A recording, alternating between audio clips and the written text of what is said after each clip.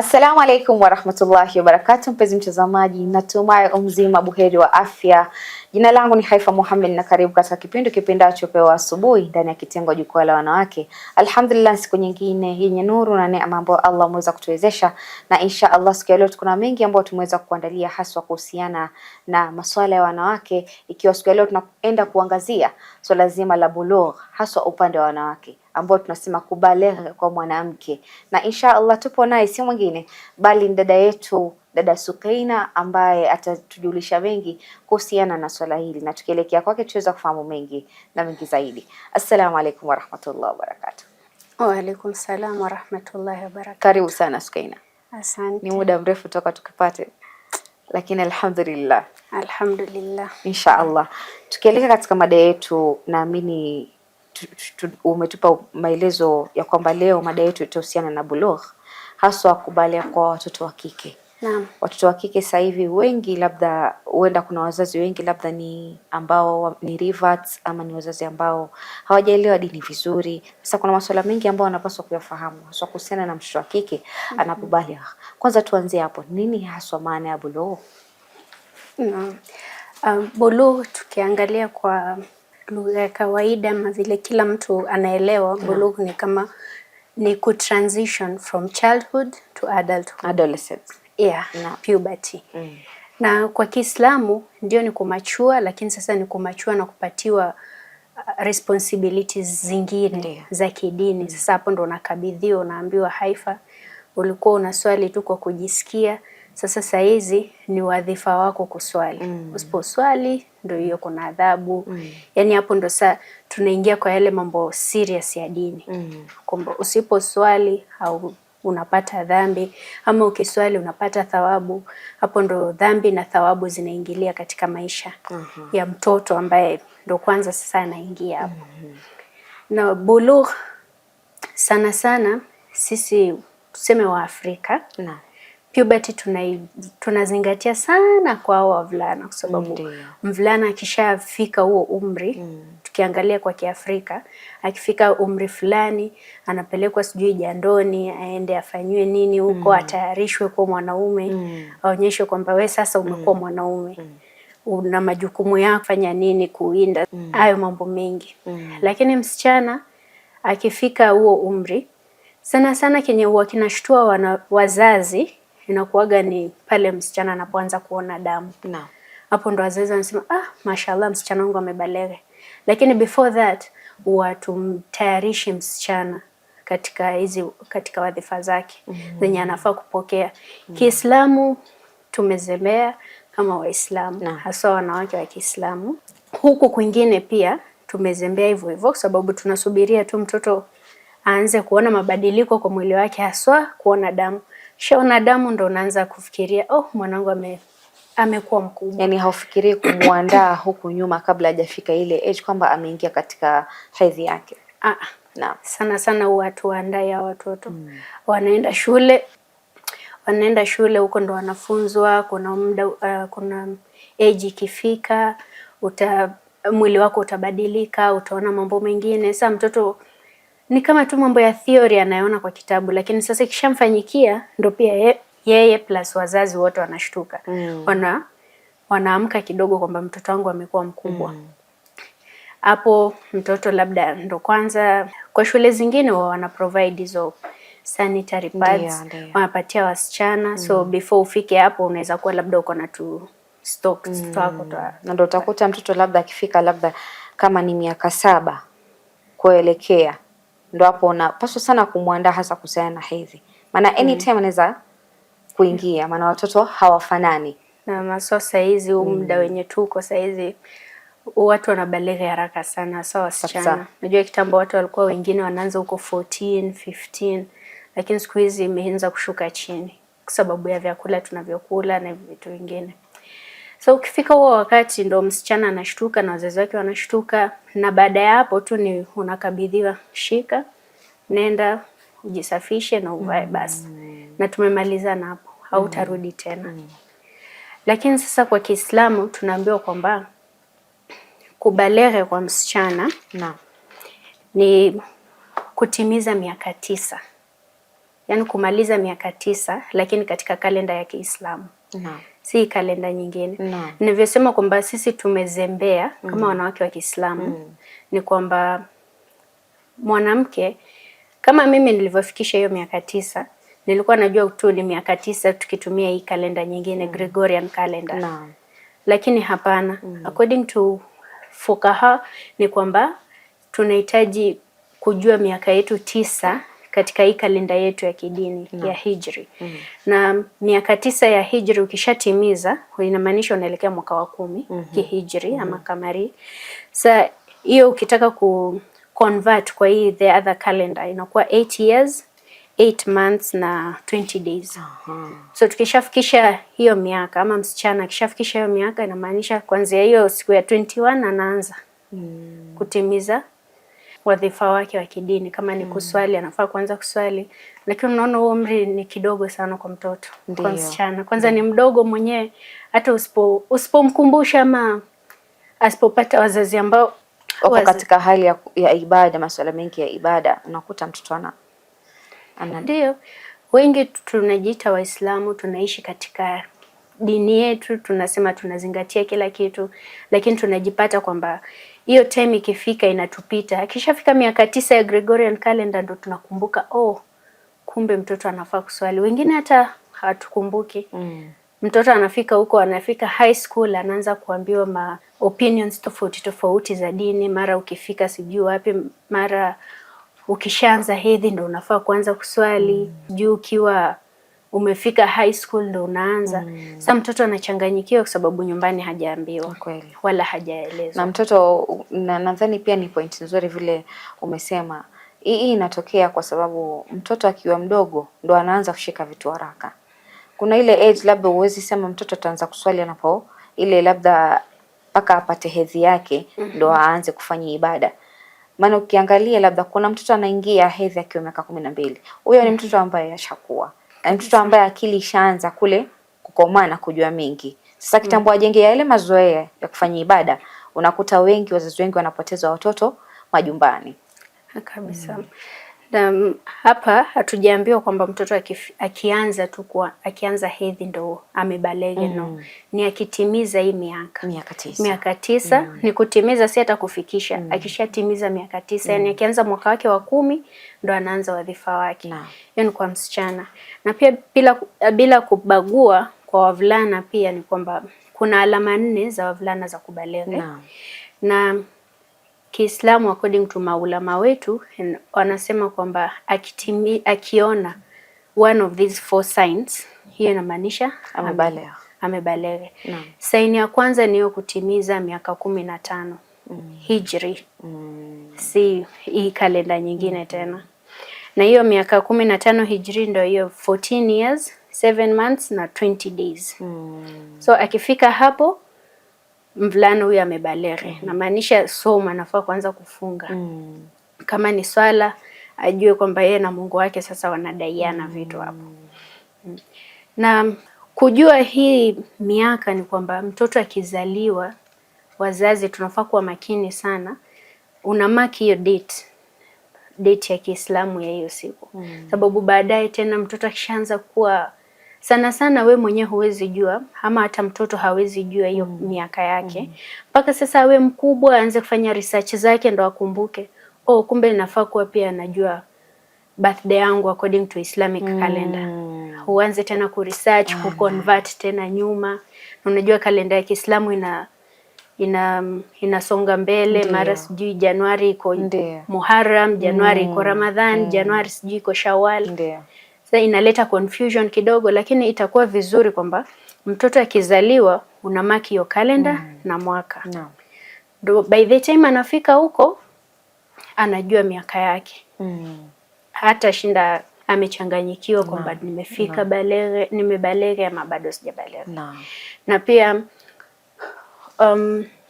sisi wengi tumezoea kwamba niyo tunasherekea au wavulana wakishaanza kutairiwa huko ndo wanasherekewa na kuwa very big deal. Ni big deal ndio. Lakini huku kwingine pia kwa wasichana tuwafanyi hivyo. Kitu kimoja ambacho nilikipenda kuhusiana na hasa tukiangalia nchi kama Iran. Ina value sana bulugh ya mwanamke, especially tulivyokuwa tukimuona pia marhum Ayatullah Khamenei alivyokuwa akiswalisha watoto wa kike. Watoto wa kike walikuwa wanafurahi kuwa karibu na yeye. Yani ilikuwa inaonyesha kwamba ni jinsi gani mtoto wa kike amepewa ile kipaumbele, hajasahaulika. Sasa kuna ile furaha ya kwamba kuona unamsherehekea mwanao amefika miaka fulani. Angalau sasa hapo unaanza kumfundisha stara ni nini. Hata akifika miaka 14 ile labda amekuja ndo ameingia katika hedhi, anajua mimi stara nafaa kuwa 1 2 3. Na pia kama hiyo mambo ya birthdays hivi venye tunasherehekea birthdays, itakuwa vizuri pia ukisherehekea birthday mtoto wako according to the Islamic calendar. Ndio baadaye akishafikisha hiyo miaka 9, si sote hatuko confused kwamba amefikisha au hajafikisha. So mwaka wake wa 9 akishamaliza, tunaelekea mwaka wa 10, tunajua basi. Maana wengine yametupata hayo majanga, ukiangalia unatamani kabisa yako ingekuwa iko katika Islamic calendar. Lakini ukiangalia ndo kama hivyo imekuja kwa hii ya Gregorian, unaangalia sasa mimi hata nikisema na track ya nyuma, kila saa unakuta labda imechange. Ikifika labda birthday yako unakuja unajikuta umefananisha na ya Gregorian. Inakuja inaingia Ramadhani, inaingia mwezi gani, inaingia mwezi gani, sasa haiwezi kuielewa. Hata kusema unakuja unaanza kuitrack, unashangaa utaanza kuitrack vipi? Maana mzazi hakukwambia labda umezaliwa mwaka wa Kiislamu tarehe fulani. Na mwaka kwanza watu usahau huo mwaka wa kuzaliwa wa Kiislamu. So by the time tunafika huo mwaka wa 9, ukumbuke ule ulikuwa ni mwaka upi. Ndio hivyo ndo tunahitaji kuweka. Sasa wewe kwa birth certificate ya mtoto wako hapo ujue, hata ukiweza andika ama kando yake ama kwa ile nani ya clinic unaandika hapo hiyo date. Ndio ikifika baadaye, kwa sababu sisi sote tuna wadhifa kama wazazi. Pia mtoto baadaye seti atasema tu mimi wazazi wangu hawako niambia birthday ya Kiislamu yangu. Na siku hizi utakuta pia mitandao iko very fast. Siku hizi tuko na Google document. Ina save tu kwa Google. Unasema kwa sababu karne yenye tuko sasa ya teknolojia. Na kadri tunavyoendelea teknolojia inazidi kukua. Na hii inatupa fursa sisi kama Waislamu mark zile dates, calendars and so on. Una mark kalenda yako, unakuja hata usimu kipotea unarudi kule kwa Google. Maana wengine tuseme kama namba za simu una save kwa Google. Na kila ukisave angalau inakusaidia simu kupotea, unarudi kule unaangalia hii ilikuwa hii ni pay bill gani. So una save tu kama namba ya kawaida. So hiyo ndio ilikuwa sign ya kwanza ya mvulana kubaleghe. Kama atakuwa bado hajatimiza hiyo miaka yake 15, lakini akaona signs zingine kama kutokwa na manii, naambiwa katika dini hakuna haya kufunzana, kuelimishana hakuna haya, kuficha vitu. Baadaye mtoto anakuja ama anaendea kwa mtu mwingine, anaona vitu ambavyo haelewi. Hata wahenga walisema kwamba ficha uchi yazai. Kabisa. Ndio hivyo, katika dini pia hakuna haya kuelimishana, lakini si kuaibishana. Ndio. Ndio hivyo, akitokwa na manii pia hiyo ni sign moja kwamba amebaleghe. Either awe amelala ama yuko tamuta hai kajalala. Yuko soba ama yuko awake. Ana pia kuota nywele chini ya kitovu. Chini ya kitovu katika aura yake. Naam. Lakini nywele za makwapani hiyo si sign ya kubaleghe according to maulama. Na kifua hiyo si sign ya kubaleghe kwa mvulana, sababu wao ndo wanaota hizo nywele. Sasa nywele za katika aura na mustache zinakuwa za wapi? Ndevu. Ndio, na kutoka na ndevu, hiyo pia ni sign moja ya kubaleghe. So far tumezisema 3. Bado moja.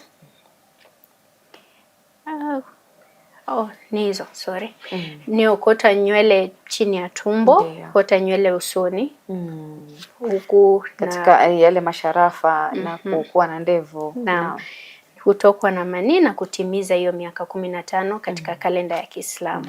Hizo ndo signs. Hizo signs zingine ambazo tunaambiwa huko kwa science, according to Islam, it's different. Yeah, it's different. Lakini bado atakuwa tu amebaleghe. Lakini huko haimaanishi sasa ataanza. Unakuta hata wengine ndo kama sisi ambao tumeamua acha leo tufahamu kuhusiana na bulugh kulingana na dini, kwa sababu wengi wetu ni ile tunafahamu haswa ya shule. Upande wa shule utakuta mwalimu alikufunza kwamba adolescence ikifika hivi akibadilika sauti basi ndo ashakuwa mwanamume. Sasa unakuta zina different tofauti. Na ndio maana tunahitaji kuwa makini sana. Sababu baadaye mtoto akikosa kutokujua hizo signs aanze wadhifa wake late. Pia mzazi hautajitoa na mtoto pia hatajitoa. Kweli. Sababu dini ya Kiislamu si ya kufuata tu, si ya kurithi. Ni lazima usome. Lazima pia wewe mwenyewe ujitafutie sana. Uelewe kwa nini unafanya unachofanya. Sasa tukiangalia wengi wetu ni kwamba tumerithi dini.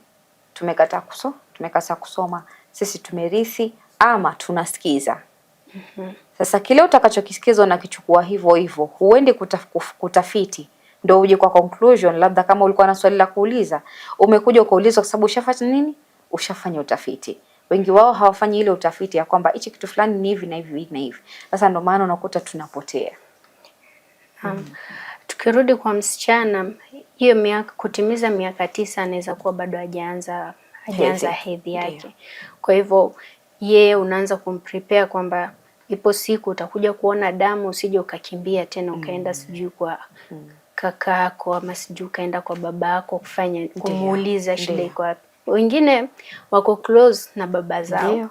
Si vibaya kama ni baba ako naye tu itabidi tu ameendea baba. Lakini ni vizuri pia kama mwanamke ambaye uko katika pia society iko involved. So si mtoto msichana akiwa hana mama ama hana ndugu yoyote wa kike karibu yake, na maanisha ategemee tu babake. Jirani mwenye yuko kama ni Muislamu na ni mwanamke pia yeye ako na wadhifa wa kuprepare huyo msichana.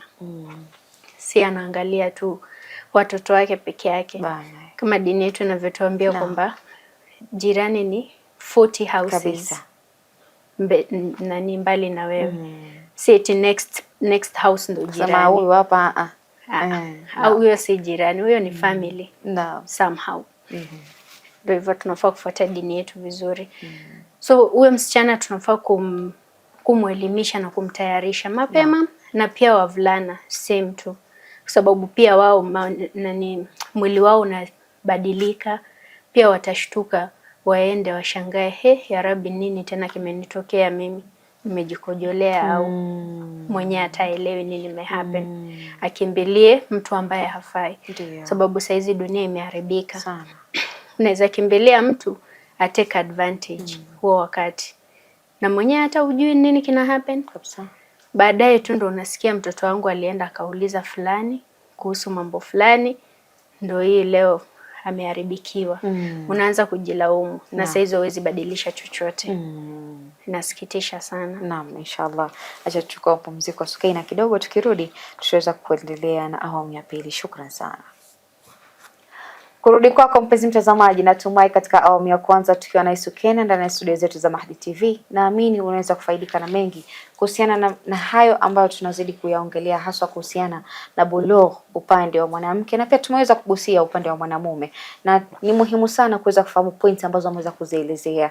Ni vizuri sana wewe kama mzazi ama wewe kama mama mjamzito wa nyumbani, unapaswa kufahamu unapojifungua yule mtoto wako, angalia pia tarehe yake ya Kiislamu, ndo angalau uweze kujua dini inafuatana vipi kuhusiana na masuala ya bulugh. Huenda tumekuwa katika nyanja ambazo sisi wenyewe hatufahamu zaidi, lakini kupitia haya tunayoyajua siku ya leo tutaweza kufahamu mengi na mengi zaidi inshallah. Mpenzi mtazamaji, acha tuchukue tama la maji, tutakaporudi tuendelee zaidi. Assalamu alaikum warahmatullahi wabarakatuh. Mpenzi mtazamaji, karibu tena katika awamu ya pili ya kipindi kipendacho Upewa Asubuhi ndani ya kitengo Jukwaa la Wanawake. Alhamdulillah, leo tupo naye dada yetu si mwingine bali ni Sukaina, ambaye anazidi kukuelezea mengi, kukujuza mengi kuhusiana na bulugh, haswa upande wa wanawake, na insha Allah naamini kuna mengi ambayo mweza kukuandalia mpenzi mtazamaji, haswa mama unayetuangalia nyumbani, ima dada unayetuangalia, huenda uko na dada wadogo, ni muda wako kuweza kuyafahamu mambo kama haya, na tukirudi kwake tutaweza kufahamu mengi na mengi zaidi. Karibu tena Sukaina. Asante. Naam, tukiendelea. Katika bulugh, unajua watoto wanahitaji ama tunahitaji support kutoka kwa family members, especially wazazi. Kama ni wa kiume atahitaji babake ama kaka zake wakubwa wa kike atahitaji mamake, atahitaji dada zake wakubwa ama wenye wanatoshana. So tunafaa sisi kama wale ambao tumezunguka watoto wetu ama ndugu zetu wadogo, tunahitaji kuwafanya wakuwe comfortable kuja kwetu mambo yakiwabadilikia. Unaweza pata msichana anaanza kuona mwili wake umebadilika, ama ndio hiyo ameanza hedhi, aanze kulia akikimbia kwa jirani juu yuko comfortable na jirani kushinda anaona jirani akiongeleshwa na watoto wake anawajibu vizuri, ama mwingine maskini hedhi ikija anashtuka hajui ni nini. Kuna video moja ilikuwa ya watoto wawili ambayo mmoja msichana mwingine kijana. I think unaijua. Msichana alikuwa ameanza hedhi, kaka yake mdogo hata haelewi nini kina happen, wakampeleka hospitali wakilia eti dadangu ana shida gani. Ndio. Naam. So unaona kwa situation kama hiyo, au ni kama walikuwa hawana wazazi? Walikuwa wazazi wao, lakini nadhani walikuwa wametoka. Sasa alivyomkimbiza dada yake hospitali, daktari ndo akajua hapa tatizo ni lipi, akamsaidia. So unaona hapo hao watu wenye walikuwa hapo hospitali walipokea watoto vizuri. Ndio. Lakini kuna wengine ukikumbuka tu nikijaribu, unajua kuna watoto ambao wakiumia tu wanaona wamefanya makosa. Hawezi enda kuambia mzazi wake. Sasa imagine akishaanza kutokwa na damu, ataenda kuambia mzazi wake aliumia aje hapo. Na damu inatokaje? Hadi mtoto anaogopa kwenda kwa mamake ama hata kwa dada yake mkubwa, juu anajua familia yetu watu ni wakali. Nitaanzaje kumwambia natokwa na damu? Aanze kujificha ficha, hata ajui. Baadaye labda tu mtashtuka nguo nyingi zimejaa damu ama harufu. Juu damu nayo ina harufu. Sasa hapo ndio utakuja kujua kwamba kumbe mtoto wangu alianza kitambo sana. Na pia wengine wanaona kama vile ni tabu, hawezi ongelelea. Sababu kuna wazazi wengine mtoto wake ameanza hedhi, lakini anaenda kuita anti yake aje aongeleshe huyo msichana sababu anaona aibu. Nitaanzaje kuelezea mtoto wangu mambo kama ndio kitu ambacho kimeweza kuharibu jamii nyingi sana, kwa sababu kama mzazi yeye mama hana ukaribu wa ama anaona aibu kumwelezea mwanawe, ambacho hichi ni kitu lazima huyu mtoto umuelezee. Kuliko akisikia kutoka kwa mtu mwingine, kuna vile wewe kama mama ukibond na huyu mtoto akiwa katika hizi nyakati, atakuwa na ule uhuru wa kukwambia chochote. Maana kumaanisha hata kukiwa na chochote kimemtokea, itabidi amefuata nani? Shangazi yake, kwa sababu yeye ndo alikuwa wa kwanza kumuelezea masuala fulani. Wewe kama mzazi haizi kuja kukuelezea. Naam kabisa. Ndo baadaye sasa watu wakishakuwa wakubwa waanza kupiga story, mara yangu ya kwanza kuona hedhi ilikuwaje, ndo mama anashtuka anasema yani uliona uwezi niambia mimi. Na mimi nilikuwa hapa na mimi hata wasikuchapi, lakini uliniogopa. Mwenye haoni kwa nini mtoto wake hakwenda kwake. Kweli. Tunahitaji ku make our children comfortable ama our daughters comfortable na sisi, ili waje kwetu kwanza. Akuwe comfortable kuja kuambia Haifa, mimi hata nimebadilikiwa, naona damu, sijui nifanyeje, sijui ni ya nini. Na wewe pia usiwe mtu wa kushtuka ukashtua tena huyo mtoto zaidi. Anakuletea kitu natural kabisa, alafu wewe mwenyewe unashtuka, unaanza kulia, anashangaa ya Rabbi, sasa ni nini, mimi naelekea kufa au? Na ni jambo tu la kawaida.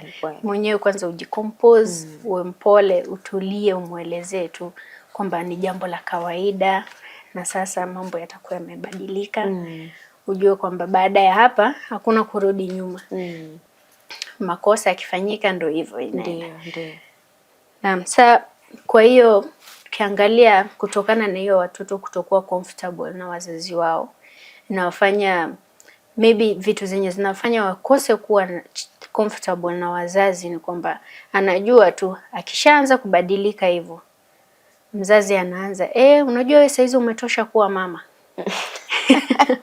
Alafu unajua kitu kimoja ni kwamba kuna mahali nadhani wazazi wanafeli, ili wataniwia radhi. Ni kwamba huyu mtoto anapokuwa bado ni mtoto. Kuna yale majukumu sawa ya kumwambia wewe ni kama mwanamke, ujue ushafika umri ambao waweza olewa muda wowote. Lakini kuna zile fikra usimweki nyakati hizo. Mkuze kama mtoto. Maana bado ni mtoto.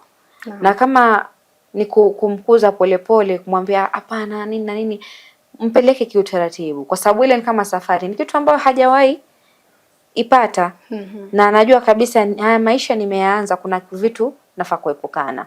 Kuna vitu kwangu ni wajibu, kufunga ni wajibu, kuswali ni wajibu, kutoa zaka ndo kama hivyo, kujitahidi. Sasa nadhani wazazi wenyewe pia wawe na mfumo ambao wataweza kuwaleta hao watoto karibu na wao, ili kuhakikisha ya kwamba huyu mtoto safari yake, hata kama amebaligha, yule bado ni mtoto.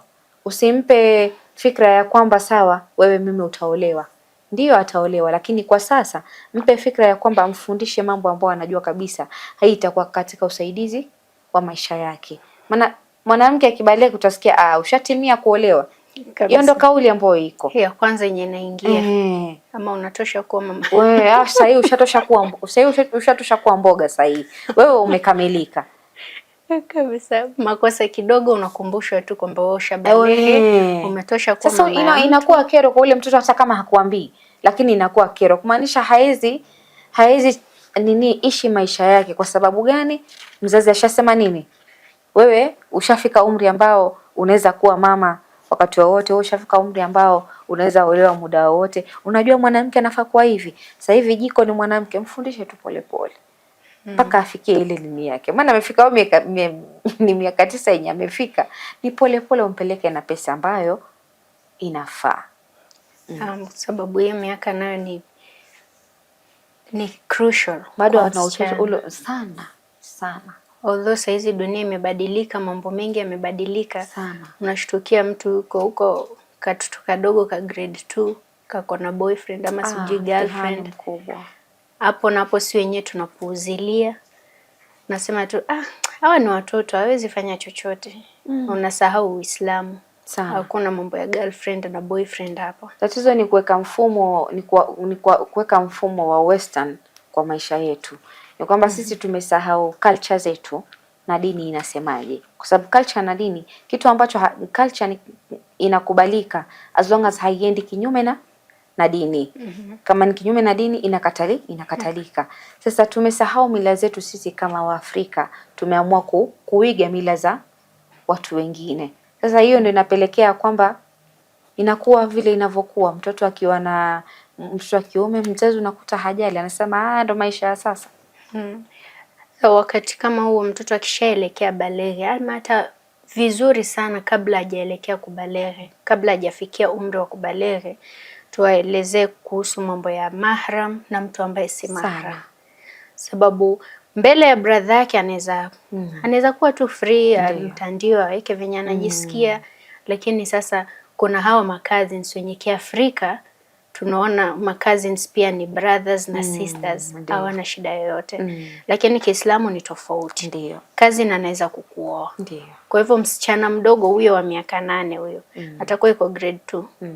Naam. Huyo wa grade 2 huyo ajue huyo mwalimu wake wa shule hawezi muonyesha nywele zake ama hawezi kaa bila hijab mbele yake.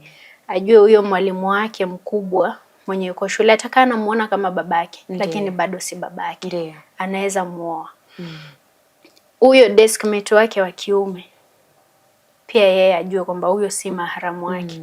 Hawezi tu sasa kuendelea tu kucheza na yeye venye wamezoea kucheza.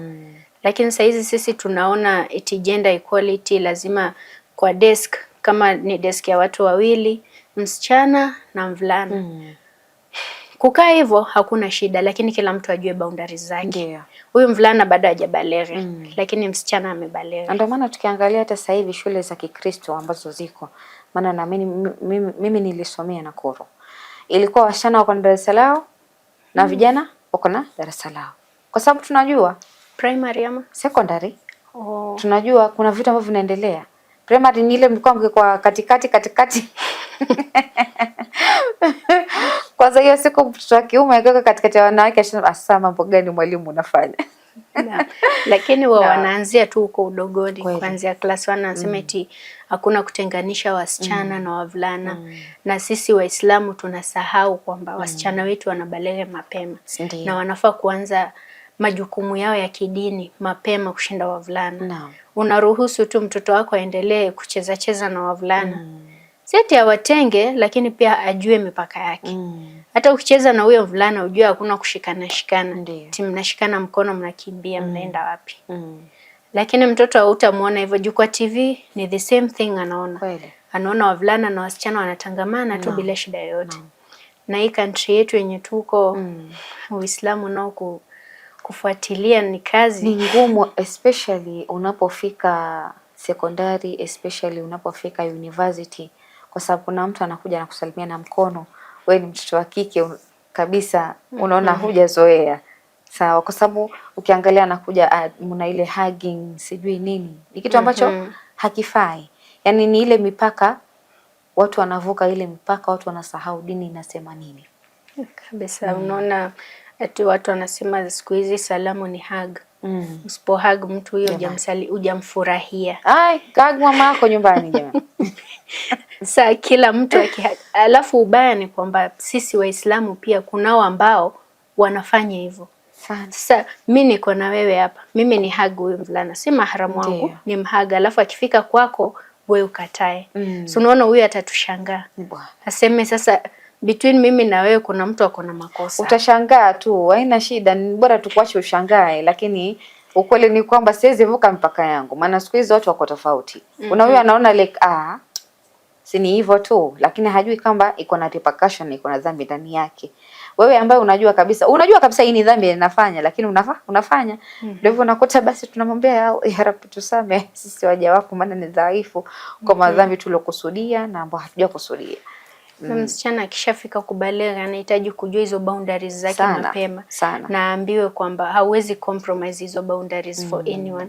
Hata kama ni yule kazini yako mwenye mmelelewa pamoja, wewe unamuona tu ni brother yako, ni brother yako kimdomo tu. Baada hapo mkishakuwa wakubwa, kila mtu akwe na feelings zake, mtasahau kama nyinyi ni mandugu. Mjipate huko mmeoana. So kuanzia tu hapo udogo nyinyi mnaanza dhambi zenu polepole. Si tumechukulia dini yetu kirahisi sana. Tuna compromise vitu vingi ambavyo baadaye tutakuja kujutia. Madhambi mengi yenye watoto wanaingilia ni yenye wazazi wamefungia macho. Hawataki kuona, unasema tu huyo ni kaka yako, kaa naye, kwani kuna shida gani? Ama sijui yule ni dada yako.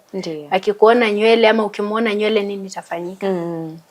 Kuna sehemu ukishasoma namaanisha kuna sehemu zenye ukienda mvulana akiingia kwa nyumba lazima tu aonyeshe kwamba anaingia, ndo wasichana wenye wako ndani wajitayarishe, wajifunge vizuri.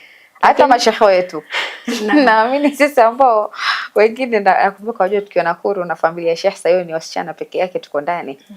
Sheikh mfano Sheikh na Sheikh Hassan unasikia nje ya Allah. Sasa ukishasikia tu hivyo nyinyi mbio kwenda ndani kujistiri. Hata saa zingine unaenda ndani lakini hautoki mpaka wamalize mazungumzo yao ndo wewe kama ni kutoka utoke.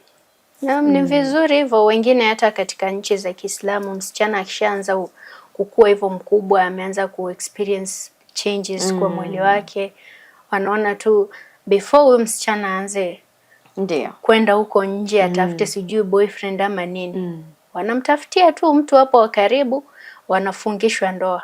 Seti sasa waende kwa nyumba yao waishi. Ile ndoa yenye watoto wasianze zina polepole. Juu sisi saizi tunadhania zina tu ni kitu kikubwa yenye mpaka uingilie mahusiano mengine. Lakini hiyo zina kuna ya macho, kuna ya fikra. Hasa kufikiria sana, unaangalia mtu unaanza kumfikiria. Hiyo ni zina already. Ni venye tu ni wewe peke yako unajua umefikiria nini. Hiyo tunapuuzilia ama kusikiza, kuona, kushika. Ukichukulia vitu vingine kama hivyo lightly, ndio hivyo baadaye mtoto akishakuwa mkubwa anaona tu mambo ya kawaida. Unapata kidogo kidogo ameona wazungu wakisalimiana, hebu leta mkono wasichana tu umefanyiwa hivi. Naona kubali tu unasema ni gentleman. Unafurahi Muislamu. Unashukuru kwanza, unampa mkono tu vizuri. Unaona tu hiyo si ni mila yao, hakuna shida, umesahau kwamba wewe ni Muislamu. Hata huo mkono huko unafaa kumpa. Ndio afikie hadi hapo kuonyesha venye yeye sijui ni prince ama ni nani. Ndio. Na hilo limenifikisha kwa swali hili la kuhusiana na hijab. Huyu mtoto wa kike anapobalea anafaa sasa kuanza kuvaa vipi? Kwa sababu tunajua watoto ni ile wakiwa wadogo, mara ashaachwa kichwa wazi, mara ashavishwa labda ni trouser ama ni nini. Sasa kuhusiana na hijab au mtoto anapovalia inafaa kuwa vipi?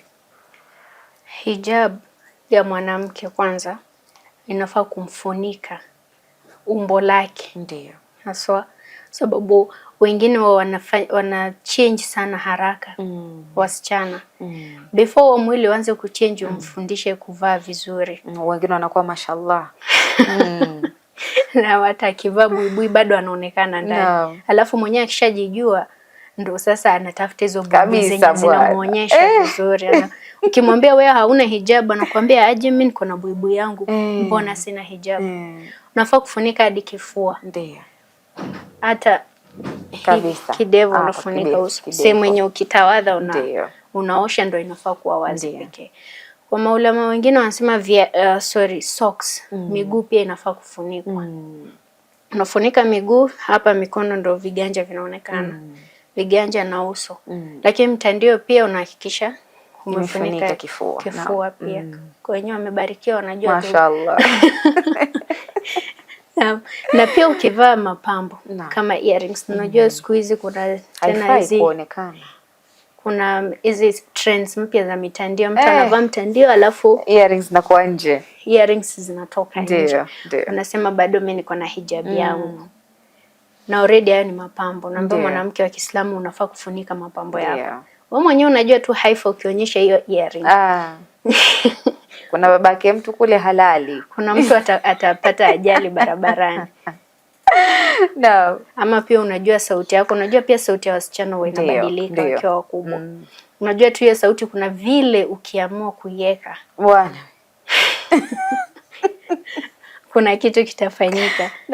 Alafu bado tu wewe ndo huyo unaenda hapo kwanza, wewe ndo wa kwanza kutoa announcement. Ndo watu wasikie huko nje. Kwa maana wengine wanaambiwa hata mwanamke akisoma Qur'an na hiyo sauti yake ile, wanaume hawafai kusikia. Sababu sauti pia ni silaha. Mashaallah, kuna wanawake wana sauti nzuri za kiraha ya kusoma Qur'an mpaka unasikia raha. Sasa inaweza kuwa wewe maskini wasikia raha, kumbe mwenzako kula shafikiria akili yake kwingine. Sisi tulivyokuwa tunasoma hauza ilikuwa mwezi wa Ramadhani tumezoea kusoma Qur'an hiyo. Tunakaa around tunasoma wote, lakini ilikuwa mwanaume akiingia hapo microphone inawekwa chini, tunasoma kila mtu neutral. Hakuna kuchukua tena microphone ndo wengine wasikie. Wewe unaweza kuwa tu unasoma kwa nia yako. Sauti kuna vile ukisoma Qur'an sauti yako ile naelewa. Ile sauti nzuri ndo inatokea ile ya kuvutia. Sasa wewe kama mwanamke ndio hauna nia mbaya, lakini hiyo sauti yako ya Rabbi hapana. Hauwezi. Mwingine kuna mwenye ukiongea na yeye kwa simu unauliza, "Hii ndio sauti yenye unaongea nayo na kila mtu?" Kwa sababu hii sauti hapana. Alhamdulillah, inshallah. Shukran sana Sukeina. Sijui kama una lipi la kumalizia. Najua ni mada ndefu sana, maana nilikuwa niko na maswali mengi, lakini muda naona ndio umetupa kisogo. Inshallah. Hivyo sisi kama Waislamu usione kwamba huyu mtoto si wangu. Sasa amefikia hapo anaweza fanya anachokitaka. Ukiona msichana amebalege, mkumbushe tu majukumu yake. Lakini si tu kuanza kumkaripia tena ndo hadi achukie dini atoroke. Kweli. Kumkumbusha tu, kumwambia aishi katika mipaka ya dini. Ukimwona msichana mwenyewe ndo hivyo, unajua wakifika hapo umri wa kubalege ama tukifika huo umri ndo unaanza kujua kumbe mimi nina thamani kwa hii dunia. Namwambia tu tulia, utafika unapotaka kufika. Usidanganywe, usipelekwe na upepo. Waambiwe eti trend siku hizi ni kutokuwa virgin. Na wewe unaenda tu na juu hiyo ndo trend. Nakumbuka mwalimu wangu wa shule alikuwa akisema tukiwa ni klasi ya English. Maana mwalimu alikuwa akiongea huyo. Akiingia tu ambaye ndo naona mshaanza kufura vichwa, si ndio? Lakini niwakumbushe tu, aura yako itumike kwenda tu haja ndogo peke yake kwa sasa. Wakati wake utafika. Usije ukaenda ukajaribu vitu ambavyo unajua vitakuwa na madhara katika maisha yako. Sio kwamba wewe utaona labda ni sifa unafanya, lakini mwisho wa siku wewe mwenyewe pia unajiharibia hadhi yako. kabisa. Naam, shukran sana Sukina. Alhamdulillah, Allah kuzidishia, kujalie Inshallah. uzidi kutupa mafunzo kama haya, uzidi kuelimisha ama kumpa mpenzi mtazamaji mafunzo kama haya ili aweze kuyatilia mkazo. Shukran sana. Kurudi kwako mpenzi mtazamaji, natumai katika awamu ya pili tukiwa na Sukaina ndani ya studio zetu za Mahdi TV umeweza kufaidika na mengi ambayo ameweza kuyaangazia. Bulugh ni topic ambayo ni ndefu sana, ni topic kubwa sana ambao sisi tunapaswa kuweza pia kujitafutia elimu, kwa sababu kama Mtume aliambiwa ikra, pia wewe ni wajibu wako kama Muislamu kuweza kusoma. Inshallah mpenzi mtazamaji, kufikia hapo sina mengi ya kusema isipokuwa ni kukwambia maasalam.